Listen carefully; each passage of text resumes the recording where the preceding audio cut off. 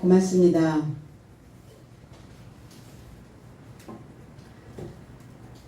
주님과 연결된 형제, 그리스도 안에서 너희들은 장성했나? 아브라함의 족속이라 말하는 너의 삶은 하나님을 경외하는가? 그렇다면 구원의 말씀이 너의 삶에게 파송된 것이다. 과연 우리는 나를 구원할 수 있는, 나를 건져낼 수 있는 말씀이 내 안에 채워져 있는가? 많은 사람들은 자기의 심정 속에 들어가서 그 생각들을 어떻게 정리해야 될지 몰라 방황하는 사람들이 너무나 많이 있습니다.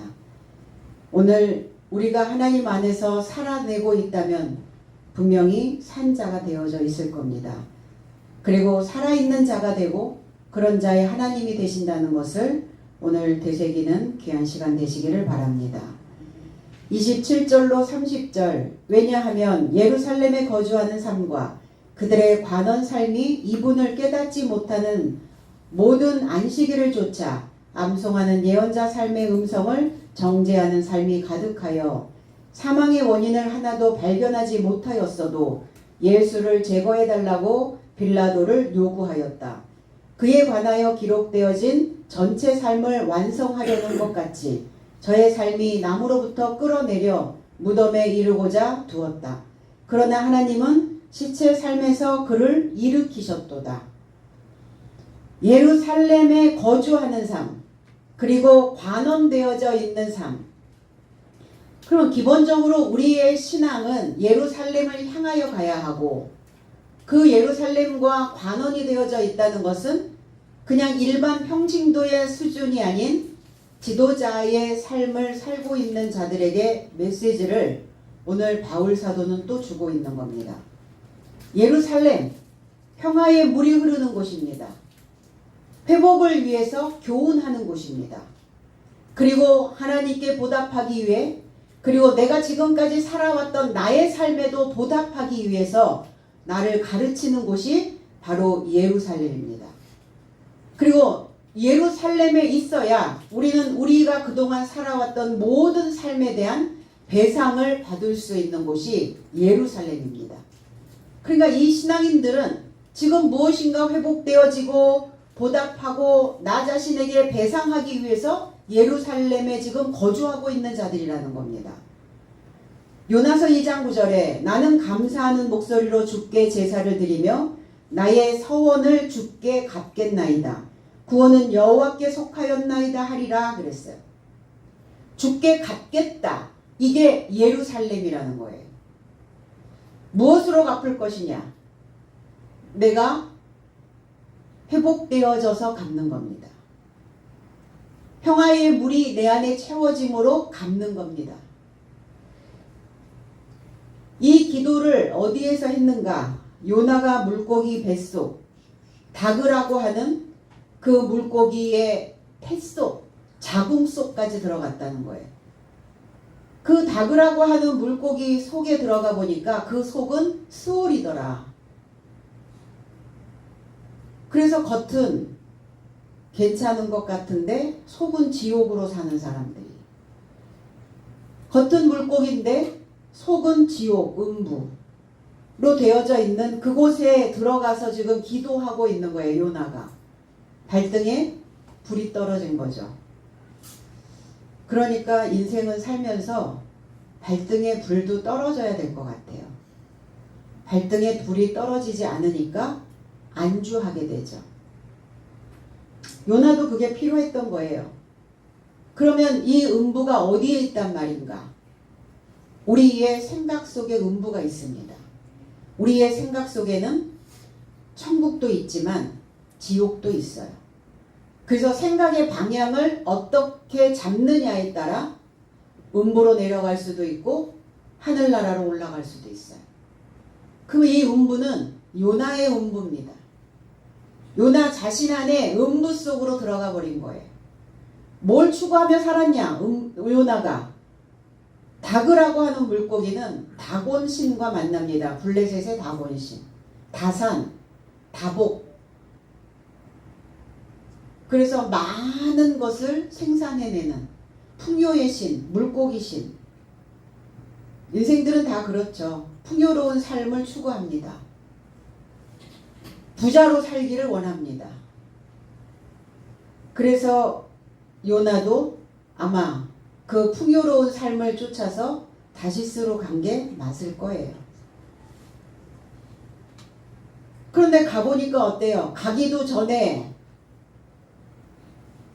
많은 것을 얻기도 이전에 중간에 가다가 풍랑을 만나게 되잖아요. 인생의 풍랑. 생각 속에서 회오리 바람이 부는 거예요. 자, 태풍이 올라오고 있죠. 그리고 사람들 속에도 이런 회오리가, 태풍이 오고 있다는 겁니다. 감사하는 목소리. 감사하는 목소리가 나옵니까? 음부로 내려갔는데 음부의 그 자궁 속으로 들어가 버렸단 말이에요. 그 깊이. 근데 감사하는 목소리로 감사하는 게 아니라 자복하고 있는 거예요. 자복하는 마음으로 손을 뻗치다 이런 의미를 가지고 있거든요. 항복하는 거야. 주님 항복. 그러니까 빨리 손 들었어야지. 빨리 항복했어야지. 그러니까 빨리 항복하면 살죠. 그런데 끝까지 투쟁하면 생존을 보장받을 수 없죠. 그러니까 자복하는 목소리로 울부짖고 있는 겁니다. 제사를 드리며, 구약의 제사는 동물을 잡아드리는 건데 어디서 짐승이 나서 제사를 드린단 말입니까? 자기 짐승 같은 생각. 바뀌지 않는 생각이 짐승이에요. 달라지지 않는 내 모습이 짐승처럼 사는 겁니다. 그래서 사람들은 날마다 무엇인가를 듣고 어떤 정보를 받아들이고 새로운 것들을 흡수하는 이유가 내가 짐승처럼 살지 않으려고요. 그래서 생각을 계속 회전하는 거예요. 멈춰있는 순간 짐승처럼 살게 되거든요. 짐승은 뭡니까? 본능에 충실한 삶이에요. 본능. 내 즐거움. 즐거움을 쫓아다니는 거죠. 나의 서원을 하나님께 드리기로 약속한 것, 내 입에서 무엇을 하겠다 약속한 건 갚으라는 거죠. 하나님께 서원한 것을 갚겠나이다. 그러니까 진작 갚지. 음보까지 들어가고 나서야 인간은 그때서야 발등에 불이 떨어지고 나서야 깨닫게 되는 겁니다. 구원은 여호와께 속하였나이다. 그리스도가 오신 목적이 뭡니까? 우리를 구원케 위해서요. 해방시켜 주시려고. 그래서 이 구원이라고 하는 이 예슈아라고 하는 이 단어는 자유롭게 하다, 해방하다, 열려 있다. 그럼 자유롭게 되려면 뭘 해야 돼요? 내 안에 원수를 결박해야죠. 누가 나로 하여금 해방하지 못하게 하는가? 나의 원수된 생각들이. 하나님께 향하여 가는데 왜 방해가 되는가? 원수의 생각이. 그러니까 구원을 받는다는 것은 원수를 갚는 거예요. 건강을 얻다. 이런 의미도 있어요. 병에서 건강함, 구원 얻는 겁니다. 여호와께 속하였다. 존재하기를 소망하다. 자존자. 이런 의미를 가지고 있죠. 예루살렘에 거하는 자, 거주하는 자들과 관원들의 삶이 누군가? 지배자들입니다. 왕입니다. 통치자입니다. 다스리는 자예요.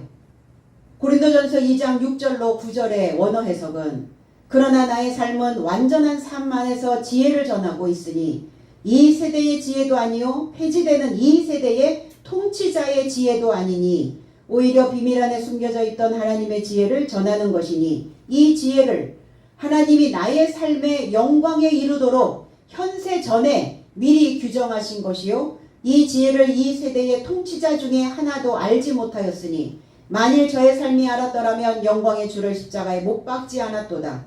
오히려 기록된 바 하나님이 자기를 사랑하는 삶에게 예비하신 삶을 눈으로 보지 못하고 귀로도 듣지 못하고 사람의 마음과 연결하여 올라가지 못하였다 함과 같으니라. 이 세대의 통치자가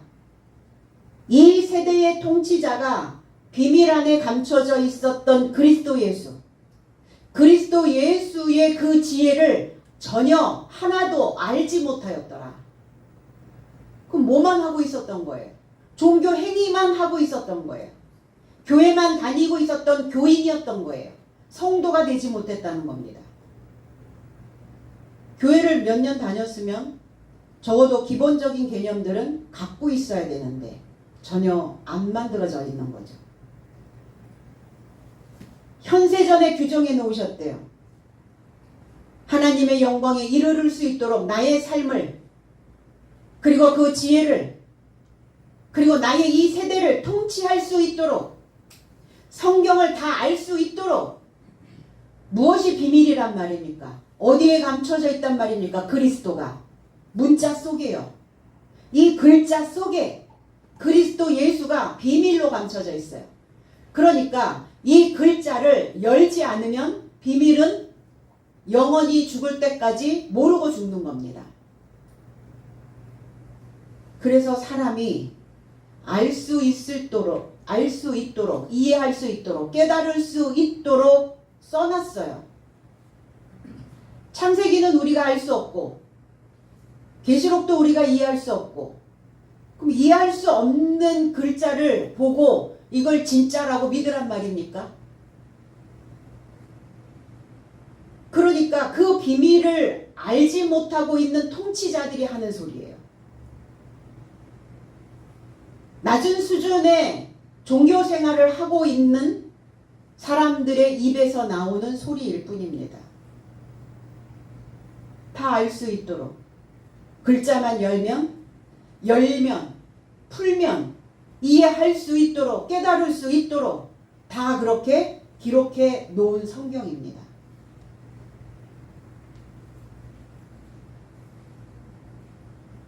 지배자가 없는 통치자의 부재, 그거를 그리스어로 아나키라고 얘기합니다. 자, 무정부주의를 아나키즘이라고 얘기하죠. 아나키즘. 그럼 나를 통치할 수 없는, 나를 지배할 수 없는 그 법이 내 안에 만들어져 있지 않다면 나는 아나키즘으로 사는 거예요. 아나키스트로 사는 겁니다. 지금 이 종교가 2000년 전에 신앙생활을 하고 있는 그 종교인들이 다 아나키즘으로 살고 있는 거예요. 통치가 안 되는 거예요. 왕은 세워놨는데 그 왕도 통치를 못하고 있는 거죠. 지금 해당 안에 있는 자들이 어떤 상태여야 되는가? 예루살렘 안에 거주하고 있고 관원이니까, 그들이 왕이니까, 그들이 다스리는 자들이니까 평화의 물이 흘러야 하고, 통치자로서 비밀 안에 감추어진 하나님의 지혜이신 그리스도를 가르쳐야 하는데, 말씀의 비밀을 풀어줘야 되는데 풀어주지 않고 있는 거예요. 이 세대의 지도자 중에 하나도 알지 못하고 있도다. 그럼 2000년 전에도 그랬는데 지금은 어떤가요? 지금은 어때요? 비밀 풀어주고 있습니까? 설교 시간에? 예배 시간에? 말씀 가르칠 말씀을 가르치는 거예요. 성경에 있는 내용을, 문자를 열어서, 글자를 열어서 비밀을 열어주는 시간이 설교 시간입니다. 그런데 지금 이 세대도, 지금 이 시대의 지도자들도, 이 시대의 관원들도 그 비밀을 하나도 알지 못하고 말씀을 선포한다고 하고 있는 거예요. 우리도 그렇다는 거예요. 그리스도를 깨닫지 못하고 말씀을 이해하지 못하고 안식일마다, 주일마다 전파되는 설교는 그냥 글자를 눈으로만 암송하고 있는 수준인 거다. 그 글자를 외우는 자, 외우고 있었다. 고린도후서 1장 13절에 왜냐하면 읽은 것이나 아는 것 외에 너의 삶에게 다른 것을 쓰지 않았노라. 그래서 나는 너의 삶이 완성까지 알기를 소망한다. 바울 사도는 그 성도들의 수준을 그렇게 보고 있는 거예요. 너희들이 읽은 것, 너희들이 지금 아는 것, 그거 이상을 전하면 너희들은 분명히 튕겨져 나갈 것이다. 그러니까 너희들이 읽은 것, 아는 것, 성경 안에 있는 내용만 얘기한다는 이야기예요. 성경 외에 외경, 위경, 성경에 기록되지 않은 다른 이야기는 난 하지 않는다. 이 얘기를 하시는 거예요. 그런데 너희들이 지금 읽은 것, 너희들이 아는 것, 그거는 완성이 아니다. 그러나 내가 소망하고 있는 건 너의 삶이 완성되기를 원한다. 아멘. 적어도 지도자는 이 심정이어야 된다는 얘기예요. 설교를 작성하고 주일날 말씀을 선포하는 사람의 그 통치자의 마음은 적어도 이 정도의 책임은 가지고 있어야 된다는 이야기예요. 읽어서 알고 있는 것이 완성이 아니니까, 너희들이 알고 있는 것이 부분적으로 알고 있는 것이니까 너희들은 완성을 향하여 가는 예수 그리스도를 결실할 수 있도록 나는 너희들에게 가르칠 것이다.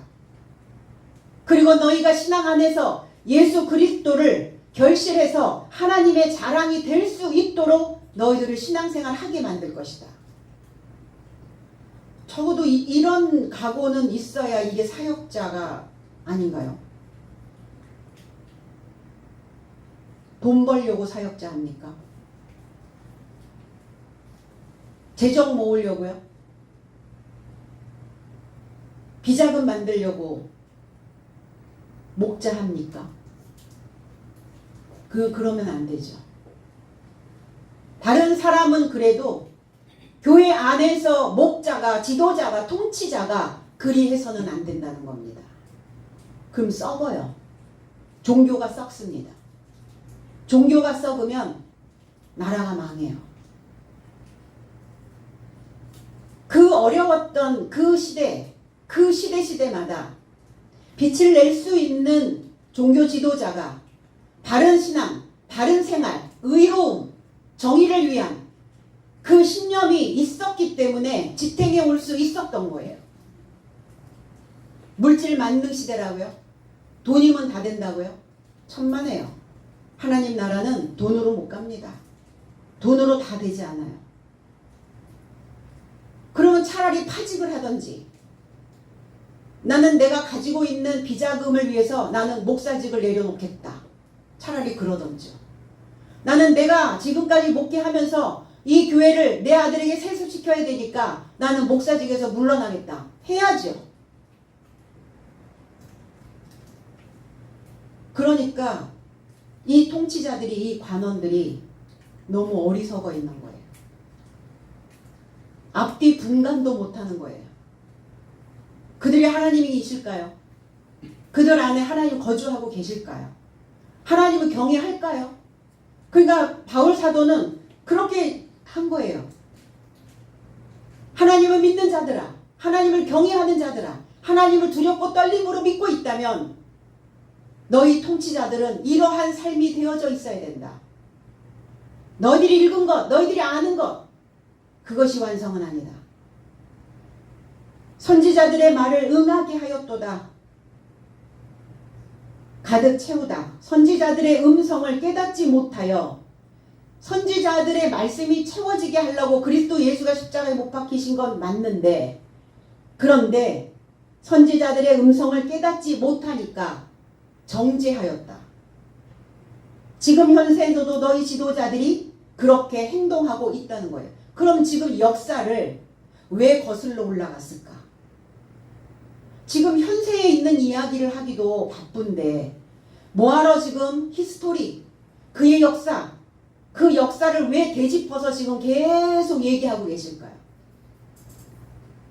역사 안에서 행했던 시행착오, 잘못된 행동, 지우고 싶은 흑역사 있죠. 각자도 있을 겁니다. 저도 있습니다. 내가 내 인생을 살아오면서 나의 역사를 만들면서 지우고 싶은, 없어져 버리고 싶은, 찢어버리고 싶은 그 장은, 그 흑역사가 있습니다. 그럼 되풀이하지 말아야지. 되풀이하지 않기를 간절한 마음으로 원하는 바울 사도의 절절한 심정입니다. 그런데 그 흑역사를 지금 또 너희들이 쓰고 있지 않냐? 지금 또 반복하고 있지 않냐?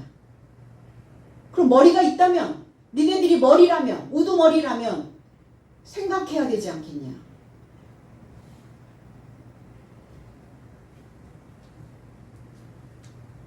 죽일 죄를 찾지 못했다 그랬어요. 그리스도 예수를 죽일 죄를 찾지 못했다. 죄라는 단어가 아이티아라는 단어인데 죄가 아니라 원인을 찾지 못했다. 죽일 원인을, 죽일 이유를, 죽일 까닭을 찾지 못했다. 마태복음 27장 37절에 그의 머리 위에 있는 유대인의 왕 예수라 쓴 죄패를 붙였더라. 여기서 죄패라는 단어가 이유라는 뜻이에요. 원인이라는 뜻입니다. 원어 해석은 그리고 기록되어진 그의 원인을 그의 머리 위에 붙였으니 이는 유대인의 왕 예수이다 그랬어요. 그리스도 예수를 죽인 원인이, 십자가에 못 박은 원인이 뭐냐? 유대인의 왕이라 지칭했기 때문에, 스스로 하나님의 아들이요 내가 유대인의 왕으로 왔다라고 말했기 때문에 그 원인으로 인하여 십자가에 못 박는 것이다. 그 원인. 이걸 쓴 거예요. 그래서 원인은 유대인의 왕. 자신들이 기다린 메시아가 그 모양이 아니었던 거죠.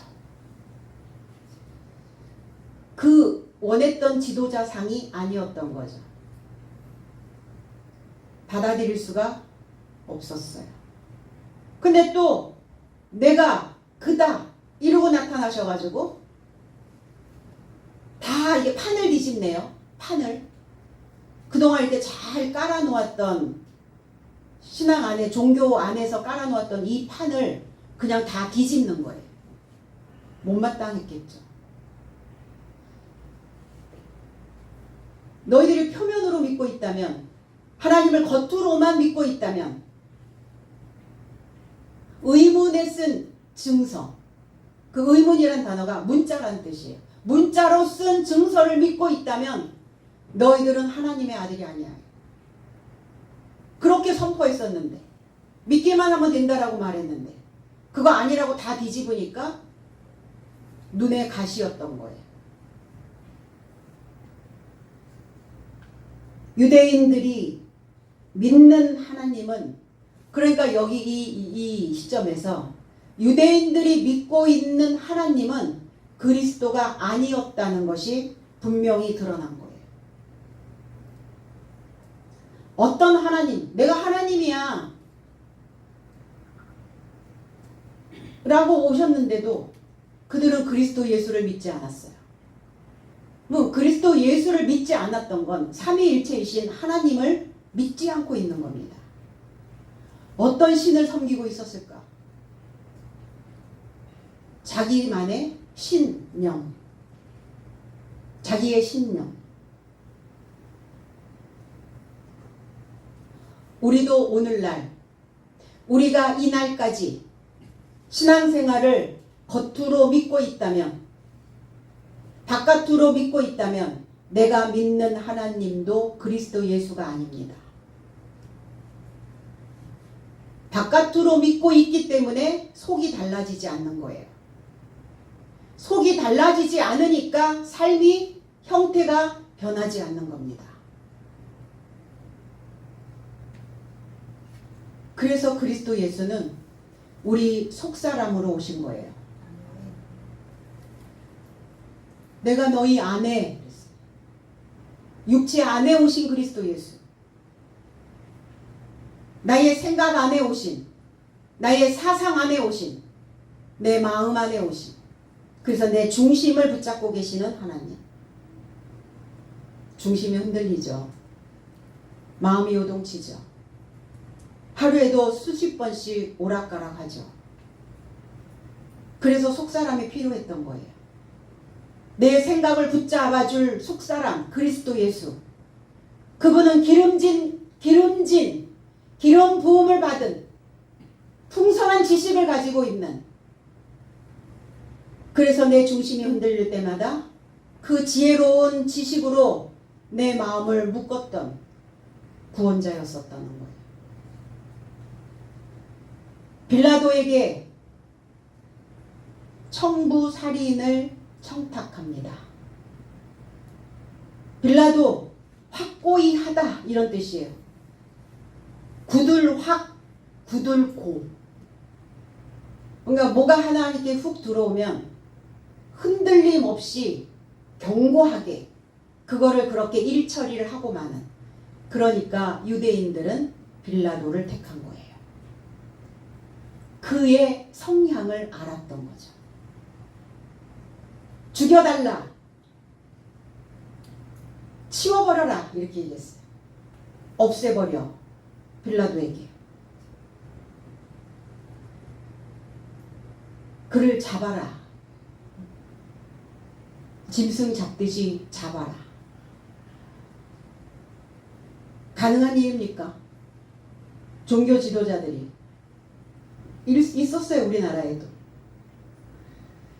그 교단이 이단이라고 얘기를 하는 그 사람을 죽인, 교회에서 보냈죠. 이제 전도사를 보내가지고 죽여 이렇게 된 거죠. 없애버려. 지령은, 명령은 담임 목사님한테 받았는데 죄는, 벌은 그 전도사가 받은 거죠. 감옥에 간 거죠. 2000년 전에만 있었던 게 아니라 계속 들쑤시고 다니니까, 들썩거리니까. 너희들이 믿는 하나님 누구냐? 너희들 지금 어떤 상태냐? 너희들이 지금 하나님을 믿는 거 맞냐? 들쑤시고 다니니까 유대인들이 위기가 온 거죠. 그런데 자기들의 판을 없앨 수는 없었어요. 그러니까 청부한 거죠. 눈앞에서 치워버려 이렇게. 요한복음 19장 4절로 6절에는 그런즉 빌라도가 다시 밖에 나가서 저 삶에게 말한다. 보라, 내가 저 안에서 아무런 원인도 발견하지 못한 것을 너의 삶이 알게 하려고 저를 너의 삶에게 밖으로 데려왔다. 그런즉 예수께서 가시면류관과 자색옷을 지니고 나오셨는데, 그러자 저가 누굽니까? 빌라도가 저 삶에게, 유대인에게 말한다. 보라, 이 사람이다. 그런즉 그때 대제사장 삼과 하속 삶이 그를 알아보고 소리질러 말하되 십자가에 못 박으라, 십자가에 못 박으라. 빌라도가 저 삶에게 말한다. 너의 삶이 그를 취하여 십자가에 못 박으라. 왜냐하면 나는 저 안에서 원인을 발견하지 못하였기 때문이다. 빌라도는 변론을 합니다. 나한테 청구하지 마. 니네가 죽여. 니네가 없애. 니네가 거슬리는 거 아니야. 나는 거슬리는 거 하나도 없어. 근데 내가 그에게 죄를, 그 원인을 아무리 눈 씻고 찾아봐도 발견하지 못했어. 그래서 내가 이 자를 밖으로 데려왔다 이렇게 표현하는 거예요. 너희 앞에 세웠다. 그러니까 너희들도 그 원인을 발견하거든 너희들이 없애라. 유대인들은 얘기합니다. 우리가 왜 예수를 없애달라고 하냐면 이러면서 변론을 하죠. 유대인들은 나의 삶은 법을 갖고 있는데 저가 자신을 하나님의 아들이라 행세하였기 때문에 내 삶의 법을 좇아서 저가 죽을 빚진 것이다. 내 법과 유대인들이 가지고 있는 법과 그리스도 예수가 가지고 있는 법이 다르다. 그러니까 자기가 하나님의 아들이라고 얘기하고 우리의 법을 쫓아오는 것이 아니기 때문에 우리의 법으로는 저가 죽을 빚을 진 것이다. 그러니까 빚진 죄인이다. 빚진 죄인은 죽어 마땅하다. 이런 논리가 어디 있다는 얘기입니까? 빚지면 다 죽어야 됩니까?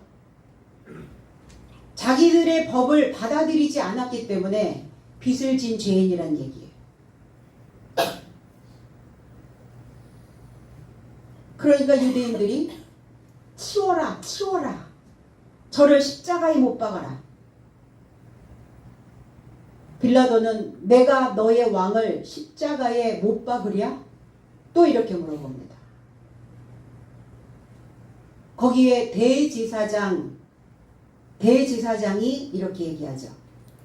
가이사가 아니고는 내 삶은 왕이 없다. 이게 이제 종교가 정치와 결탁을 하죠. 이 자를 풀어준다면 빌라도 당신 너는 가이사의 친구가 아니다. 자신을 왕이라 행세하는 가이사에게 반역이다. 그러니까 빌라도를 집요하게 설득하고 있는 거예요. 결국 유대인의 계략에 걸려듭니다. 빌라도도 원인을 찾지 못했으면 풀어줬어야지. 그리고 예수께 가서 이렇게 얘기합니다. 넌 어디로서 온 사람이냐? 너는 나를 어떻게 보느냐? 그러니까 네가 나한테 잘 보이기만 하면 나는 너를 묶어줄 권세도 있고 널 풀어줄 권세도 있어. 그러나 그리스도는 결코 그 정치와 결탁하지 않습니다. 풀어줄 권세도 묶어놓을 권세도 하나님이 아니고서는 그것을 행할 수 없다 이렇게 얘기해요. 그 권세를 누가 준 것이냐? 그러니까 내가 죽는 한이 있어도 난 아닌 건 아닌 거야. 그래야죠. 우리가 하나님의 이름을 내가 사용하고 있고 그리스도 예수라는 이름을 우리가 교회에서 쓰고 있다면 아닌 건 아니어야죠. 결탁하면 안 되죠. 죄와 결탁하면, 부정과 결탁하면 안 되는 거죠. 그러니까 표면적 유대인들과 다를 게 뭐가 있겠냐고요. 오늘날 만약에 교회의 지도자들이 이러한 사상을 가지고 있다면 더 극악무도한 그러한 생각들이 그들 속에 충만하여 있을 겁니다. 그냥 은혜가 충만해야 되는데 그런 죄성이 충만하면 되겠냐고요, 교회가. 우리가 겉으로만 예수를 믿고 있다면 표면적 유대인들처럼 예수를 죽이라고 아우성치는 자들과 같다. 너희들 표면적으로 믿고 있다면 그때 빌라도, 그때 대제사장, 그때 하속들과 다를 바 없어. 그래서 흑역사를 이야기하는 거예요. 다시 반복하지 마라. 개혁해라. 종교개혁 일어나야 된다. 바뀌자, 변하자, 달라지자. 유대교에 있는 삶이 주님을 채찍질하고 조롱하고 뺨을 올려붙이고 능욕하고 겉으로는 믿는 것 같은데 속은 다른 생각, 다른 속셈으로 하나님을 믿고 있는 예수의 죽음을 값지게 만들려면 우리는 분명 변해야 됩니다. 성경에 기록한 그 기록되어진 것 무엇인가 우리는 기록되어진 것을 통하여 삽니다. 내 안에 무엇이 새겨져 있나? 어떤 것이 기록되어져 있나? 사람들에게 무엇인가를 새겨준다는 것, 기록해준다는 것, 너무 중요한 일이에요. 그래서 태어나기도 이전부터 부모는 내 아이가 좋은 기록을, 좋은 것이 새겨지기를 원해서 태교를 합니다. 뱃속에 들어가기 이전부터 이제 배아기 교육을 합니다. 아버지의 좋은 생각, 엄마의 좋은 생각, 좋은 것을 만들기 위한, 좋은 시를 만들기 위한, 좋은 것들이 그 시에 기록되어지기를.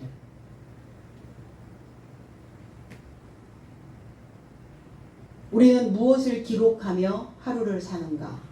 아침에 눈을 뜨면 무엇이, 어떤 기록된 것이 올라오는가? 또 하나님은 나에 대하여 무엇을 지금도 기록하고 계실까? 낱낱이 쓰신다고요. 계시록 20장 15절에 언어 해석은 그리고 누구든지 생명의 책 안에 기록되어 발견되지 않으면 불못에 이르고자 던져진다. 깨달아지고 이해되어지고 받아지고 그 받아들여진 그 말씀으로 내 삶을 변화시키고 이 삶으로 기록되어지지 않으면, 이 증서를 가지고 있지 않으면 불못. 그래서 이 말씀으로 기록된 증서를 살아있는 책이다 이렇게 얘기하는 거예요. 저와 여러분들이 살아있는 책입니다. 생명의 책이라. 내가 살아있는 책으로 발견되지 못하면 이랬어요. 필요 없잖아요. 그럼 후세에 많은 사람들에게 그 양서가 계속 전해 내려오죠. 왜요? 그 좋은 책이 좋은 책을 만드니까. 좋은 사람들을 만들어낼 수 있으니까. 그래서 지도자는 책입니다. 좋은 책, 질이 좋은 책. 그러니까 장수만 많으면 뭐 할 거냐고요. 부피만 크면 뭐 할 거냐고요. 책이. 읽을 게 없는데, 핵심이 없는데, 설교 장황하게 하면 뭐합니까? 핵심이 빠져 있는데, 내용은 아무것도 없는데, 예배 시간에 재밌게 그냥 즐겁게 하면 뭐합니까? 남는 게 하나도 없는데. 새겨지지를 않는걸요. 새겨진 것을 가지고 우리는 또 사는 겁니다. 그렇지, 말씀에서 이랬었지. 내 생각이, 내 본능이 출렁거릴 때마다 그 말씀이 내 안에, 내 바탕에 새겨진 그 책들이, 그 내용들이 나의 출렁거리는 본능들을 잠재울 수 있는, 통치할 수 있는, 다스릴 수 있는 그 방백, 관원, 통치자, 그 자를 생명의 책이라고 하는 겁니다.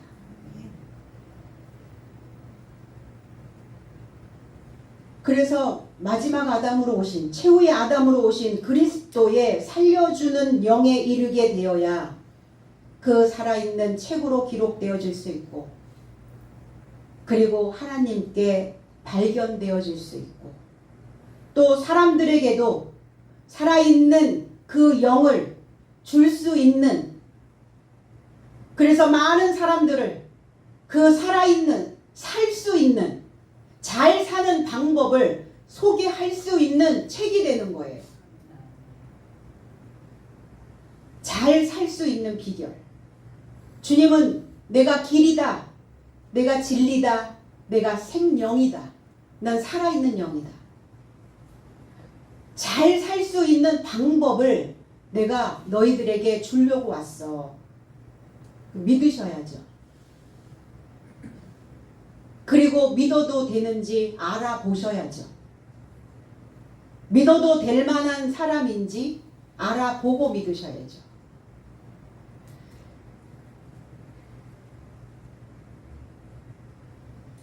무엇인가 어떠한 제품을 만들어내는 기업들도 먼저 뛰어든 기업이 성공을 합니다. 근데 늘 후발주자들이 있잖아요. 남들 다 사용하고 다 쓰고 났는데 늦게 후발주자로 뛰어든 기업들은 망합니다. 그렇듯이 살아있는 이 말씀으로 이 말씀을 듣는 저와 여러분들은 먼저 뛰어든 자들이에요. 성공하겠죠? 승리하시겠죠? 당연히. 이 말씀으로 먼저 뛰어들어서 기록한 자가 승리자입니다. 근데 이게 쉽게 기록이 되냐고요. 그래서 금 갈 때 금으로 된 철필로 금으로 된 붓으로 써야지 기록이 된대. 금이 만들어지기까지 얼마나 연단하셔야 되는 거 아시죠? 24번의 풀무불에 들어가서 담금질이 되어져야 됩니다. 그러면서 불순물 빼고 또 빼고 또 빼고 또 빼고 24번. 뭐 할 수 있도록? 변화되어져서 결합될 수 있도록. 그게 24K예요. 탈바꿈 되어져서 하나님 안에서 묶일 수 있도록. 이게 금입니다. 그래서 성막의 모든 그 성막의 기구들이 다 금이었어요. 금, 은. 그만큼 어렵다는 이야기예요. 그런데 사람에게는 두뇌가 있기 때문에 지능이 있기 때문에 반복해서 말하고 반복해서 또 이야기하고 반복해서 새겨주고 반복해서 기록하면 어느 날 그 기록이 남습니다. 그 성경이 응하게 할 것이요. 응하게 한다. 완성되게 할 것이다. 완수하게 만들 것이다. 기록되어진 전체 삶을 마무리하려고 그랬어요. 성경에서 기록되어진 이 새겨져 있는 전체 삶을 완성시키려고 나무로부터 끌어내렸다 그랬어요. 나무. 그리스도 예수를 왜 나무에 매달았을까? 나무는 묘략을 가지고 있습니다. 지혜입니다. 방책입니다. 계략입니다. 지식을 가지고 있다고요. 그래서 사과나무는 사과의 지식을 가지고 있기 때문에 사과 열매가 나오는 거고, 배나무는 배의 지식을 가지고 있기 때문에 배가 열리는 겁니다. 그 나무에서 끌어내렸어요. 그런데 그 나무에 매달린 자마다 갈라디아서 3장 13절에 그리스도께서 내 삶에게서 초월하여 저주가 되시어 법의 저주에서 나의 삶을 속량하셨도다. 왜냐하면 나무에 접하여 매달린 자는 모두 저주받은 자라고 기록된 것이다. 신명기에 기록되어져 있어요. 나무에 매달린 자마다 다 저주받은 자다. 나무에 매달린 이유가 있어요. 저주받아야지. 무엇이? 나의 죄성을 저주받게 해야죠. 나의 정과 욕심을 십자가에 못 박으라고 말씀하셨는데 나의 감정과 나의 욕심을 그건 저주받아야 된다고요. 저주받아야 되기 때문에 나무에 매달은 거예요. 왜? 그 나무는 방책을 가지고 있으니까. 모략을 가지고 있으니까. 지혜를 가지고 있으니까. 그래서 그 나무에서 끌어내렸다 그랬어요. 끌어내려서 무덤에 이르고자 두었다. 무덤. 무덤이라고 하는 단어. 무네메이온이라는 단어예요. 회상하다. 기념비, 기억하다. 그래서 우리가 봉분을 만드는 이유는 기억하려고요. 비석을 세우는 이유는 기념하려고요. 회상하려고. 마태복음 27장 57절로 60절에 그래서 저물게 되자 아리마대로부터 부한 사람이 왔는데 이 자는 요셉이요. 그리스도 예수의 제자가 되었다. 그가 빌라도에게 다가가서 예수의 몸을 요구하였다. 그때 빌라도가 몸을 넘겨주도록 명령하며 그리고 요셉이 몸을 취하여 그를 깨끗한 세마포로 감싸고 그리고 반석 안에 파놓은 그의 새 무덤 안에 몸을 두었고 무덤의 문에 큰 돌을 굴려 놓고 떠났다. 그리스도의 시체를 그리스도의 몸을 누가 요구했느냐? 아리마대 요셉. 이 아리마대 요셉은 부한 사람, 부자였더라 이런 표현을 하고 있어요. 그래서 아리마대라고 하는 의미는 라마라는 뜻이에요. 높은 곳, 망대 이런 뜻도 가지고 있고 수행하다 이런 의미를 가지고 있어요. 근데 아리마대 요셉에 대하여 그는 공회원이었고 그는 장정이었고 그는 선하고 의롭고 유대인들의 목적과 행사에 가담하지 않은 자였다. 그리고 하나님의 나라를 용납한 자. 그리스도를 용납한 자라고요. 하나님의 나라로 오신 그리스도 예수를 용납한 자. 그러니까 아리마대 요셉에게 준 거예요. 그 몸을. 그 몸이 뭐예요? 형체, 소마라는 단어.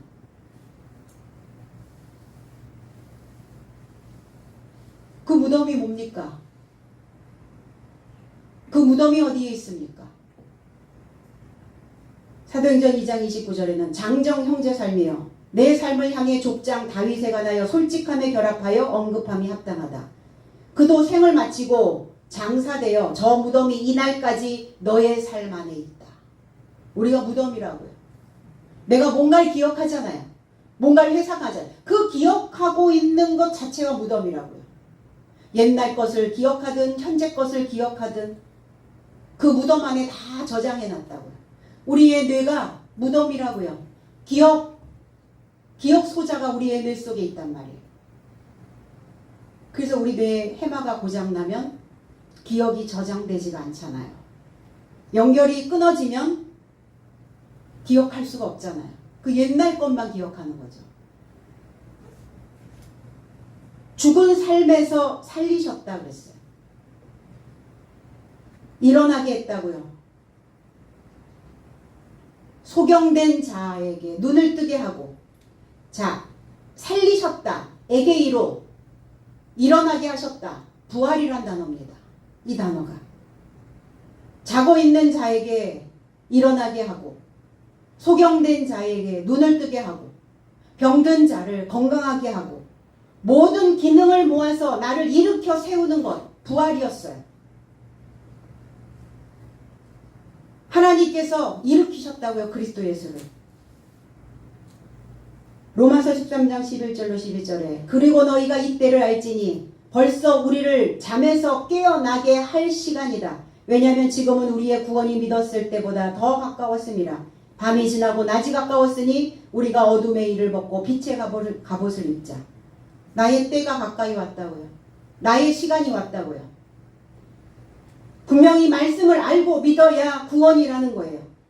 그 어두움인 무식을 벗어버리고 이제 배워서 그 진리로 갑옷을 입고 영적인 전쟁 나의 사고 속에서 그 전쟁하는 속에서 우리가 승리할 수 있도록 그래서 나의 생각을 이기려면 풀어진 말씀으로 내 마음에 관통되어져야 된다는 거예요. 오늘 이 새로운 말씀을 기억하는 그 새 무덤이 되어져야 될 줄로 믿습니다.